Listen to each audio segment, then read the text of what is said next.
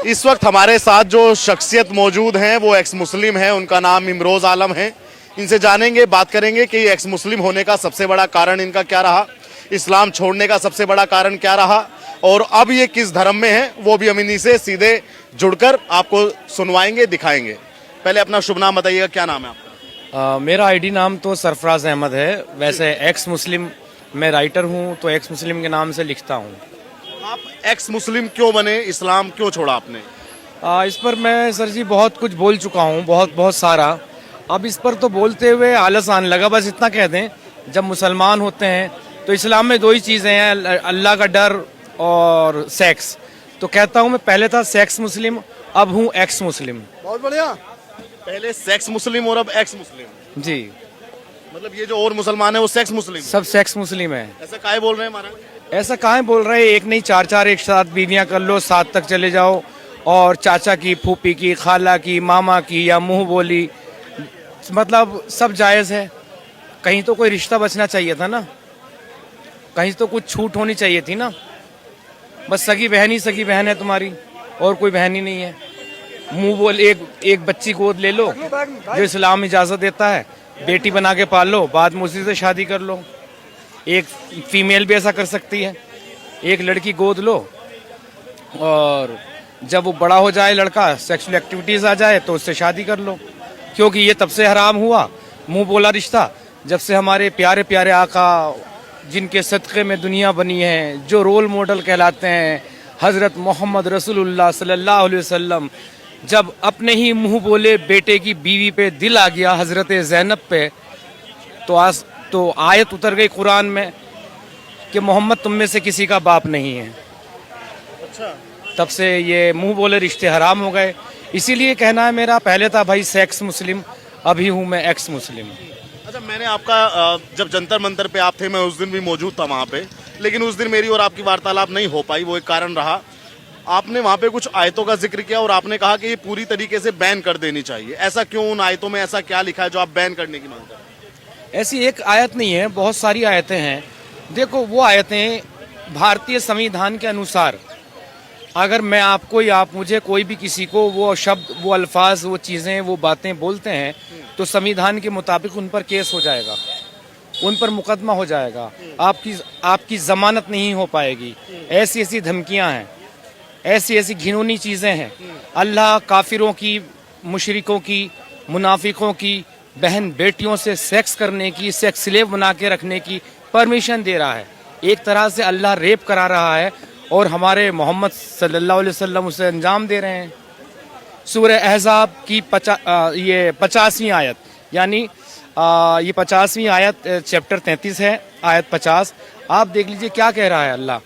अल्लाह कह रहा है कि ए नबी, हमने तुम्हारे लिए जायज़ कर दी तुम्हारी चाचा की बेटियां, फूफी की बेटियां, खाला की बेटियां, मामा की बेटियां।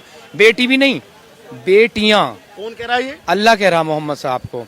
और फिर अल्लाह ये भी कह रहा है सूरह अहज़ाब में कि जो जिनके महर चुकाए उनके अलावा, जो बीवियां, उनके अलावा ये लोंडिया भी जायज़ कर दी है। ठीक है।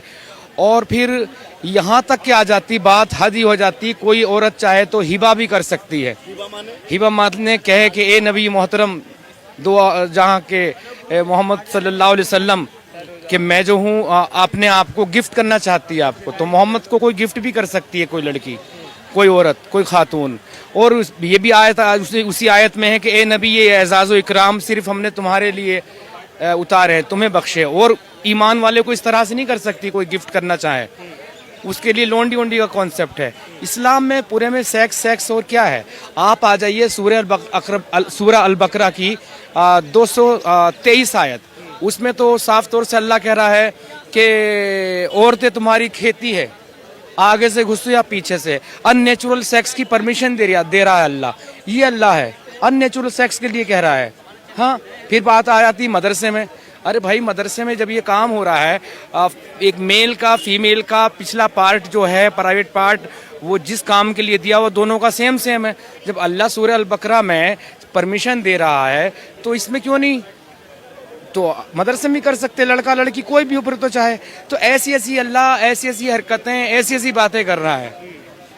एक चीज नहीं है। इस्लाम में जो होते एक प्रथा है हलाला, जैसे हलाला बोल देते हैं। मैंने सुना है। हलाला खाली लोग ये जानते हैं कि आपने किसी तलाक दे दिया, फिर किसी से शादी करा दी और वो सुबह को उठ के तलाक दे देगा और फिर बस हो जाएगा। ये हलाला नहीं है।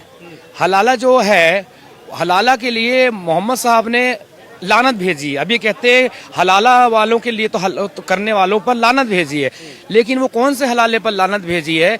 जो तलाक देने की सोच के साथ किया जाए, बल्कि आपको तलाक देने की सोच के साथ नहीं करना हलाला। आपको मोहम्मद साहब की हदीस है सहीह बुखारी की 2639 भी है, 5261 है शायद एक, हाँ, तो उसमें साफ तौर से मोहम्मद कह रहे हैं कि जब तक तुम उसका मज़ा अच्छे से चख ना लो तब तक तलाक नहीं देनी। मतलब उसकी ज़िंदगी बर्बाद, तबाह बर्बाद कर दो, ख़त्म कर दो पूरी तरीके से, इज्जत व आबरू सब लूट लो।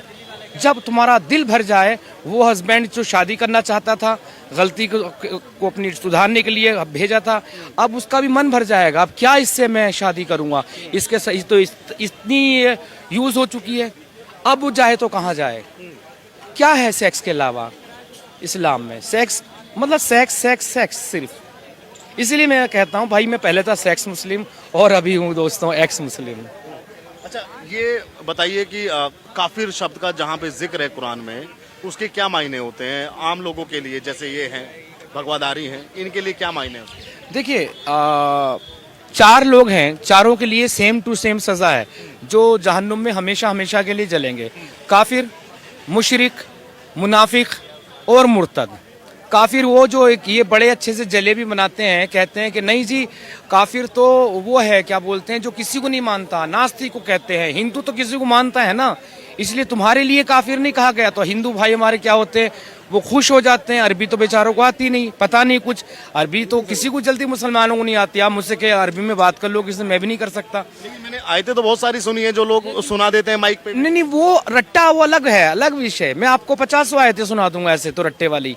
लेकिन अगर आप मुझसे कहे, मैं मीनिंग कैसे बताऊंगा जो मुझे उर्दू से पता है। तो काफिर किसको कहते हैं? काफिर जो नास्तिक हो गया, वो भी जहन्नुम में जाएगा हमेशा हमेशा के लिए।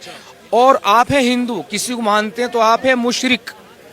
मुशरिक जो अल्लाह के सिवा किसी और को मानता है। जैसे काफिर का गुनाह माफ नहीं हो सकता, ऐसे मुशरिक का भी गुनाह माफ नहीं हो सकता, और आप भी सदा सदा जहन्नुम में जाएंगे। ठीक है। और एक है मुनाफिक। फिर मुनाफिक जो डर के दबाव में आके बाहर से अपने आप को मुसलमान जाहिर कर दे, जैसे कोई आपसे मार मार के खीर खिलवाए कि भाई कलमा पढ़ लो, आप कह दें हाजी में बन गया, और अंदर से आप वही हैं, काफिर के काफिर हैं, मुशरिक के मुशरिक हैं, यानी मुनाफिक। तो आपको भी जहन्नुम में जाना, हमेशा के लिए रहना।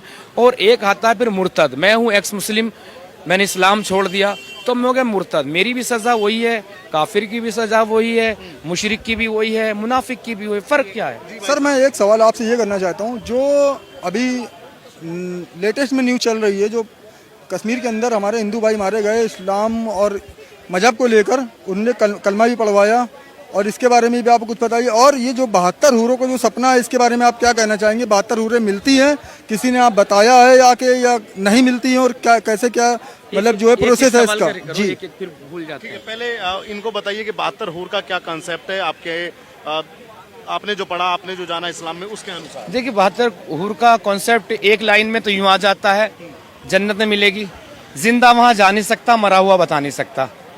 तो अब करें तो क्या करें, मामला बीच में है। लेकिन ऐसी कोई बात, जैसे कहते हैं हिंदुओं में दूसरा जन्म, पुनर्जन्म है ना, तो पुनर्जन्म वाले तो बहुत सारे लोग मिले, वो बातें भी सच्ची हुई, वहाँ पैदा हुए थे, वो माँ थी, वो बाप था, वो बहन थी, वो भाई था, वो तो पूरे हुए। लेकिन जन्नत से तो कोई